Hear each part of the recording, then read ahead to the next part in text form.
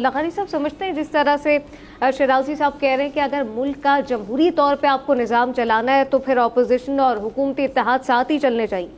نہیں، یہ ظاہر ایک گاڑی ہے اور اس کے دو ویل ہیں، اور ایک اپوزیشن ہے، ایک حکومت ہے. گاڑی اسی طرح چلے گی. اگر نہیں چلے گی تو ظاہر ہے پھر نہیں چل سکے گا، سسٹم بھی نہیں چل سکے گا. ویسے بھی ہماری جو سیاسی چپکلش ہے پچھلے 3-4 سال کی، اس میں ہمارا جو سسٹم ہے، ڈیموکریٹک سسٹم جو اس کا بھرم کھو گیا ہے. ہمارا وہ بھرم نہیں رہا ہے.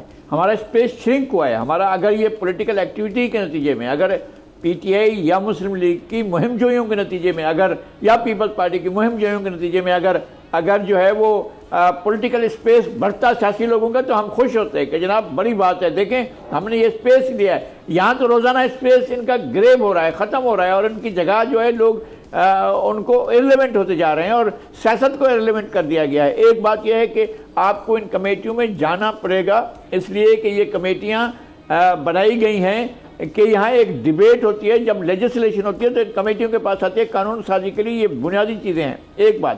دوسری بات یہ ہے کہ جو اسپیکر کی طرف سے چیزیں آئی ہیں کہ جناب 4 پارٹیاں، ان کا پروپورشن یہ ہوگا کہ اتنی سیٹیں جو ہیں چیئرمین کی اسٹینڈنگ کمیٹیز کے یہ مسلم لیگ سے ہوں گے، اور پیپلز پارٹی سے اتنے ہوں گے، اور جو ہے وہ پی ٹی آئی سے اتنے ہوں گے، جو سنی اتحاد کونسل سے، اور جو ہے وہ آئی پی پی سے اتنے ہوں گے. مجھے سمجھ میں نہیں آیا کہ یہ کون سا پروپورشن، کون سا فارمولہ کون سا تھا جس کے تحت انہوں نے یہ طے کیا ہے. ہمارے یہاں سے سندھ سے ایم کیو ایم کا ایک بہت بڑا چوتھی بڑی پارٹی جو ہے پاکستان میں، وہ ایم کیو ایم ہے، اور اس کے اتنی ممبرشپ ہے. اس کے چیئرمین شپ کی بات نہیں کی گئی. کم از کم میرے علم میں نہیں ہے کہ ان کی طرف سے بھی کچھ چیئرمین لیے جائیں گے کہ نہیں لیے جائیں گے، یا اسٹینڈنگ کمیٹی میں ان کی بھی کوئی نمائندگی ہوگی یا نہیں ہوگی. اس کے بارے میں کوئی بات سامنے نہیں آئی ہے. لیکن اسٹینڈنگ کمیٹیز کو فعال ہونا چاہیے، اس پر ڈیبیٹ ہونی چاہیے، اس پر گفتگو ہونی چاہیے. یہ فورم ہے. ہم نے کئی بحران کے دنوں میں، بہت بڑا بحران تھے ہمارے اپنے ادارہ جاتی بحران کے دنوں میں، ہم نے جا کر ان اسٹینڈنگ کمیٹی کی پروسیڈنگز میں شرکت کی ہے.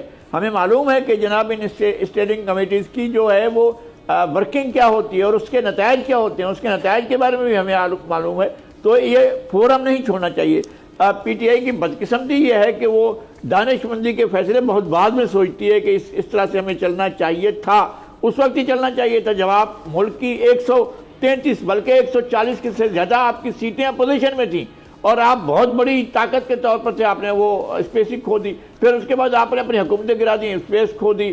پھر آپ نے جو ہے اپنے لیے جوں اپنے پسپائی اختیار کی اسپیس، یہ ان کا اسپیس نہیں جا رہا تھا، بلکہ یہ ہمارے ڈیموکریٹک سویلین بالادستی کا جو ہے وہ اسپیس ضائع ہو رہا تھا. وہ اسپیس ضائع ہوا ہے، ان کی وجہ سے ضائع ہوا ہے. انہیں اسپیس گریب کرنا چاہیے، اس اسپیس کو دوبارہ حاصل کرنا چاہیے. اور اپوزیشن کا اسپیس بہت بڑا ہوتا ہے، اس کا استعمال کرنا چاہیے. سڑکوں پر جانے سے پہلے اگر آپ ایوان میں آ کر کارکردگی سے، یہ ہلڑ بازی سے اور نعرے بازی سے اور یہ سیٹیاں بجانے کا مقابلہ چھوڑ کر اگر آپ پارٹیسپیشن کریں گے تو پھر آپ ملک کے لیے بھی اچھا کر سکیں گے. لوگوں کو بھی پتہ چلے گا کہ ایسی میچور پارٹی ہے. سبسکرائب کریں اور بیل دبائیں تاکہ کوئی خبر رہ نہ جائے.